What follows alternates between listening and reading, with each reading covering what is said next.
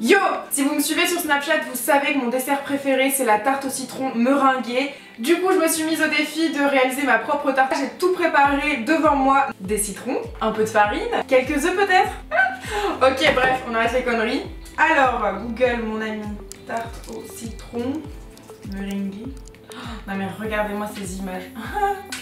J'ai envie de tout manger. Ah mais il y en a une là de Hervé Cuisine. Recette facile, tarte au citron meringuée, nouvelle version. Hervé Cuisine, j'adore.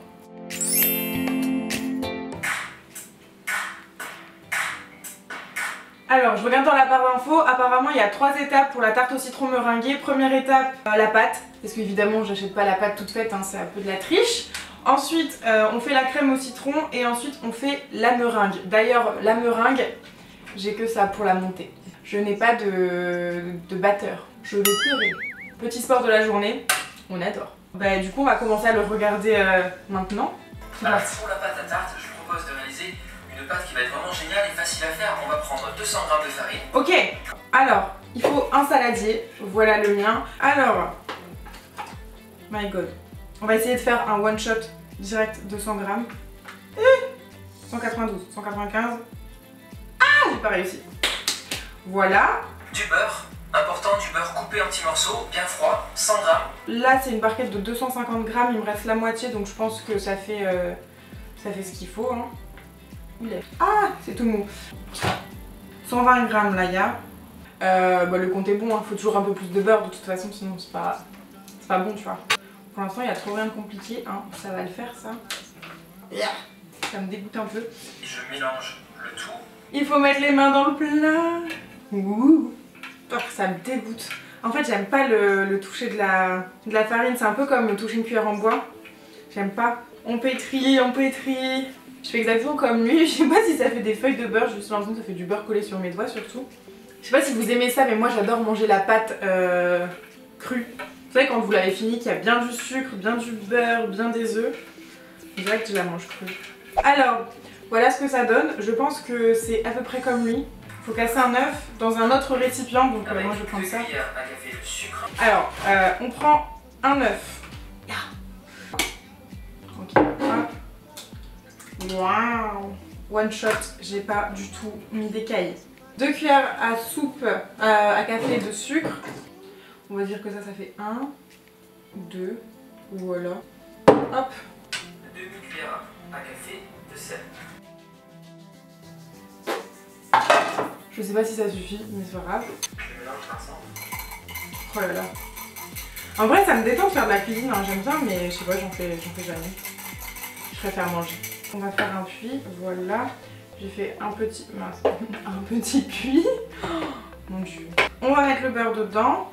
J'ai peur que vous voyez pas alors. Le beurre, l'œuf, pardon. Vous allez rabattre un peu de farine au milieu. Il et faut commencer à rabattre. mélanger. Moi je fais ça avec 2 doigts comme ça marche très bien. D'incorporer. Ouh, merveilleux. Il faut que je fasse ça jusqu'à ce que ça forme une boule. Bon bah on est parti. Dans 3 heures je pense. Et étaler en fait ma pâte. Voilà. Waouh. Ça va assurer un dernier mélange homogène. Et ensuite je reforme J'adore. une mâchée alimentaire. Ah putain c'est trop beau les gars. Donc voilà ma petite boule.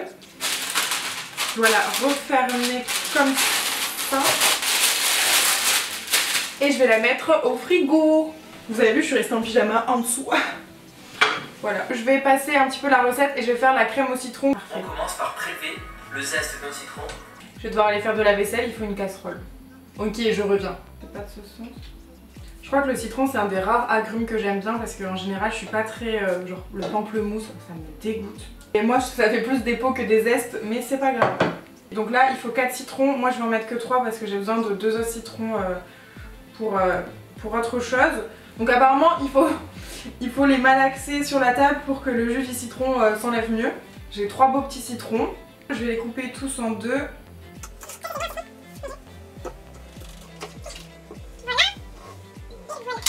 Alors, on met dedans le jus du coup, en essayant pas de s'en foutre dans l'œil. Ah. Oh, j'ai des plaies à mes doigts, ça pique. Alors, j'ai mon verre doseur, on va voir si j'ai suffisamment de jus ou pas. 150 ml, c'est là. On est presque à 150, hein. On va dire que c'est bon. Hein. Voilà, le jus de citron, je vais le mettre dans la casserole.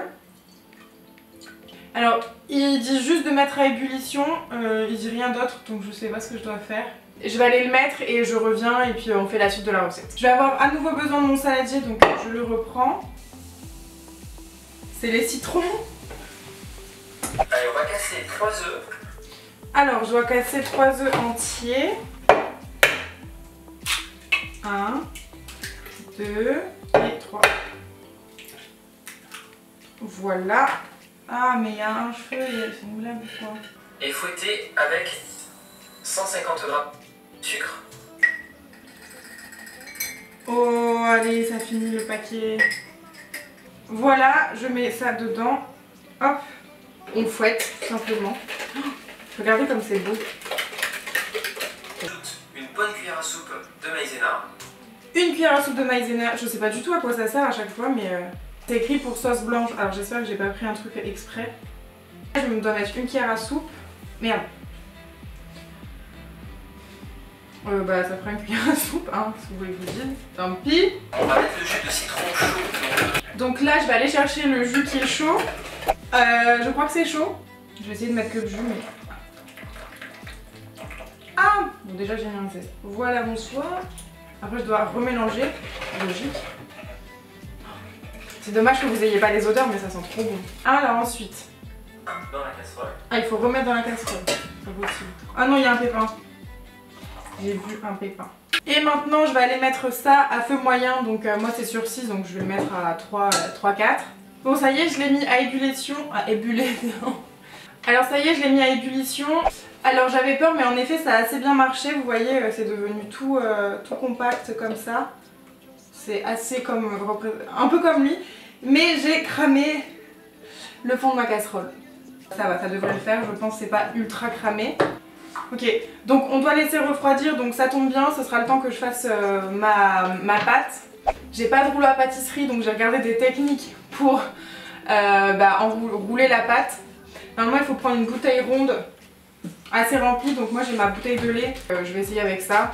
Donc il faut mettre de la farine, ça c'est, j'adore faire ça là, ça fait vraiment... j'aime pas la farine qui sait faire de la cuisine. On met de la farine sur son plan de travail pour éviter que ça... Je sais même pas pourquoi on met de la farine en fait. Oh, regardez-moi ça, c'est pas magnifique. On dirait une plaquette de beurre. Bon, je vais remonter ça. Voilà, au final ça marche très bien. Ah non, il y a du lait qui coule. C'est une blague. Regardez. Non. Vous savez quoi? Je vais le faire avec ma bouteille d'huile. Donc... Ah mais c'est carrément facile comme ça avec une bouteille de verre. Hop. Il faut à chaque fois la faire pivoter apparemment.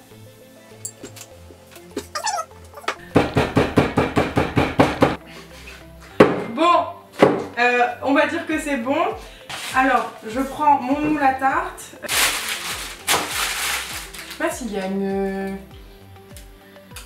un papier cuisson en dessous. Je crois pas, hein, c'est fait exprès.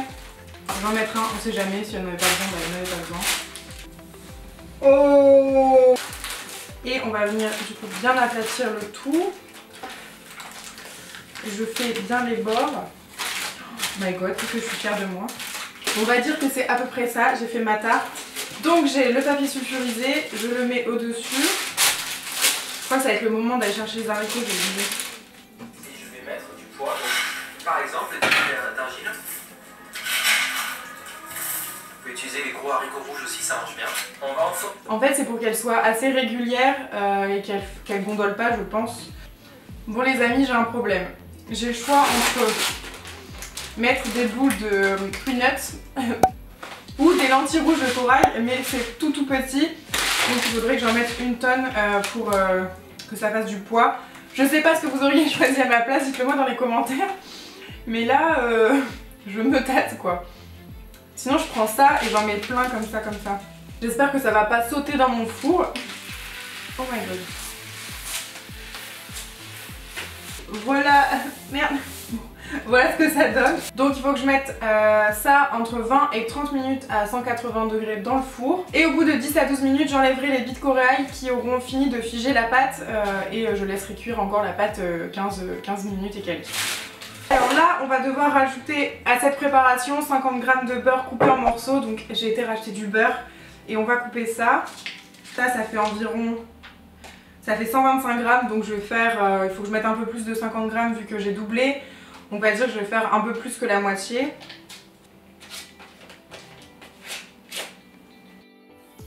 Après je vais goûter. Oh, c'est trop bon. Ok, c'est trop bon, je suis trop contente. C'est vraiment très bon.